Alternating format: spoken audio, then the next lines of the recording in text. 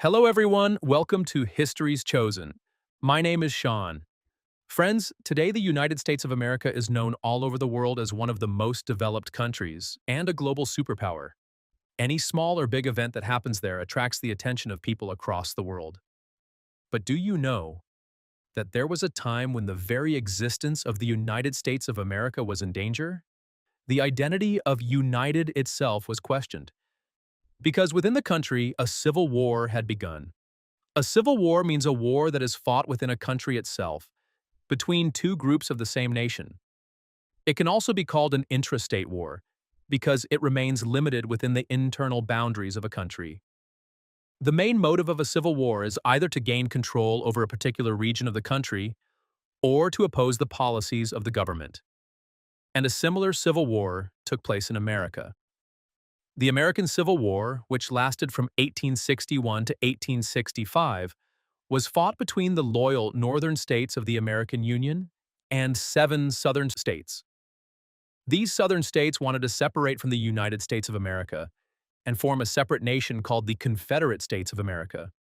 This war had a very deep impact on American society and its political conditions. At the same time, this Civil War is also considered one of the most tragic events in American history, because in this war, around 620,000 American soldiers lost their lives. And this number was equal to nearly 2% of America's total population in 1861. But what were the reasons behind such a massive war? Let us understand. Reasons behind the American Civil War. If we talk about the main reasons behind the American Civil War, then the most important reason was the slavery system in America and the inequality between the two parts of the American Union, North and South. These two reasons were also interconnected. Now let us understand how. By the 19th century, the Industrial Revolution had already taken place in America, and it completely transformed the country. But this revolution had a limitation. Its impact was mainly limited to the northern states of America. In the southern states, its effect was almost negligible. There, agriculture was still the dominant occupation. Because of this, the southern region was much more backward compared to the northern states. In these southern states, crops like cotton and tobacco were cultivated on a large scale. These crops come under the category of labor-intensive crops, which means they require a large amount of human labor. And in these states, slaves were used as agricultural laborers. Because of slave labor, agriculture remained profitable in the southern states. At the same time, the westward expansion of American territory had started, and many leaders of the southern states wanted the slavery system to expand into these newly formed western states as well. They believed that slavery should remain legal in these western territories.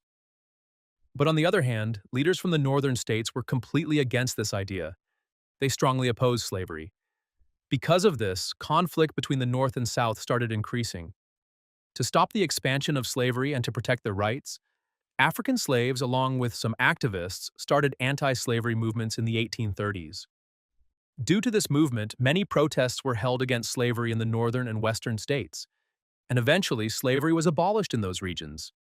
But in the southern states, this anti-slavery movement was not very successful. The main reason behind this was that the economy of the southern states was completely dependent on slavery. If slavery ended, their economy could collapse. That is why anti-slavery ideas were not supported there. Instead, to avoid such a situation, leaders of the southern states passed the Kansas-Nebraska Act in 1854. Under this act, slavery and its practice were declared legal in certain territories. This act was strongly opposed by anti-slavery supporters. Due to this act, violence broke out between two groups: pro-slavery group, anti-slavery group. This violent period is known as Bleeding Kansas, and from here, slavery became one of the main causes behind the American Civil War. After this, a new political party was formed to oppose the Kansas-Nebraska Act. This party was called the Republican Party. The main aim of this party was to completely abolish slavery from America. In November 1860, the leader of this party, Abraham Lincoln, was elected as the President of the United States of America. During his election campaign, Lincoln had promised to abolish slavery. Now, his becoming president created fear among the southern states. They believed that he would definitely fulfill his promise and ban slavery. If that happened, the economy of the southern states would collapse completely. Because of this fear, the southern states decided to separate from the Union as soon as possible. They wanted to form an independent nation where they would not have to follow the laws made by the American president. And they did exactly that. Within about 3 months of Abraham Lincoln becoming president, 7 southern states separated themselves from the United States of America and formed an independent nation called the Confederate States of America. With this, the American Union was divided into 2 parts.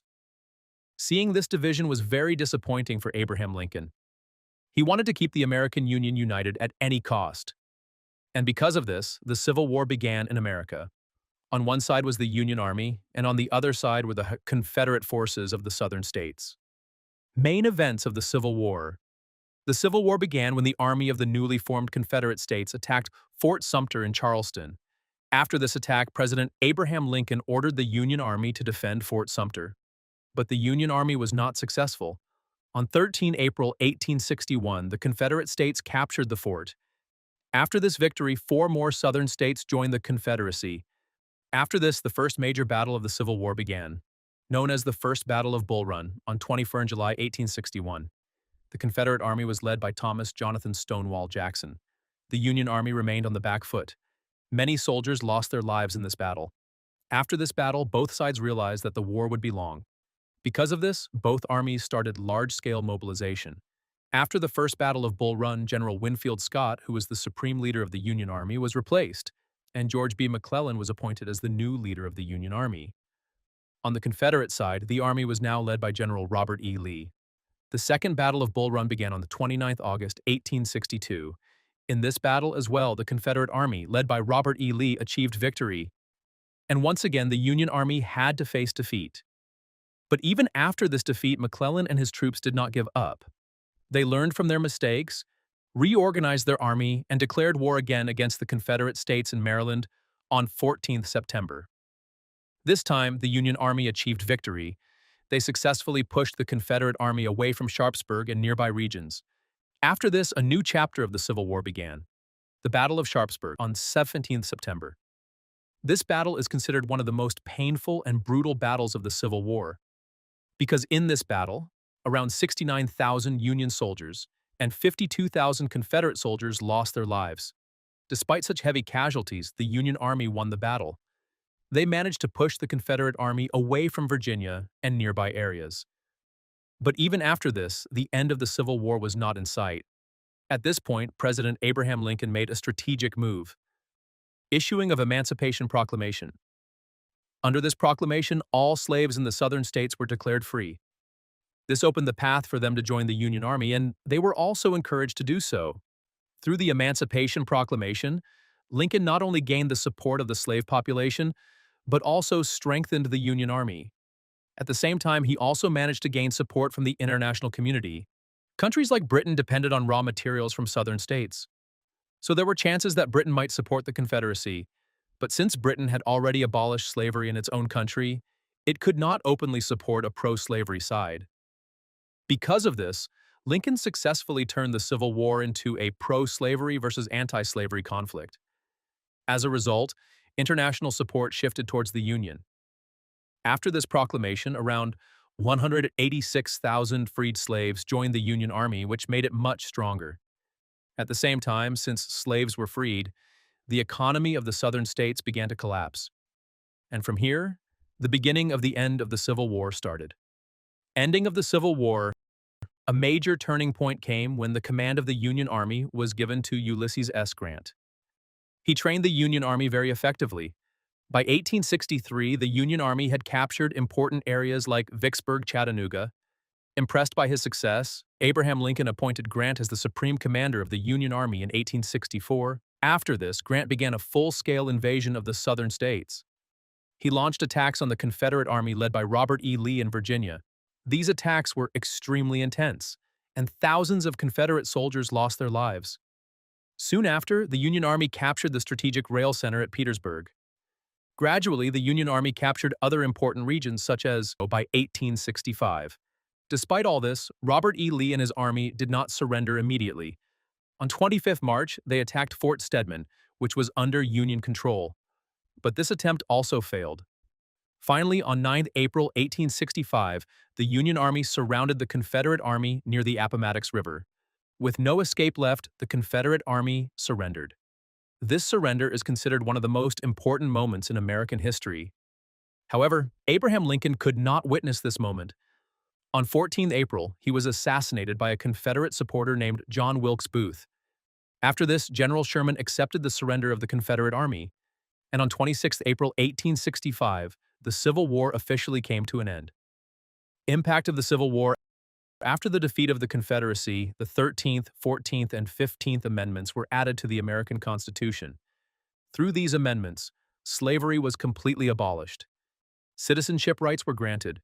Voting rights were ensured. The United States was redefined as a single, indivisible nation. No state could separate again. The Civil War removed tensions between the North and South. It strengthened the foundation of America.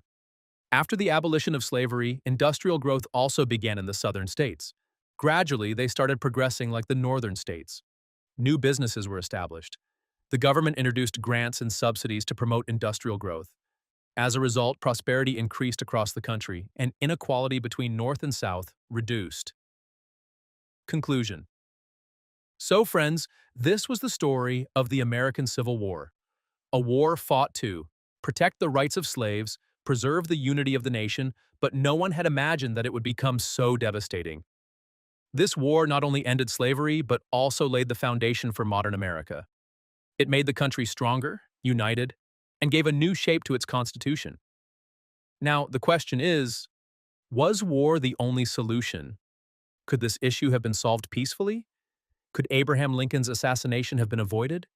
Do share your thoughts in the comments. Thank you for watching History's Chosen.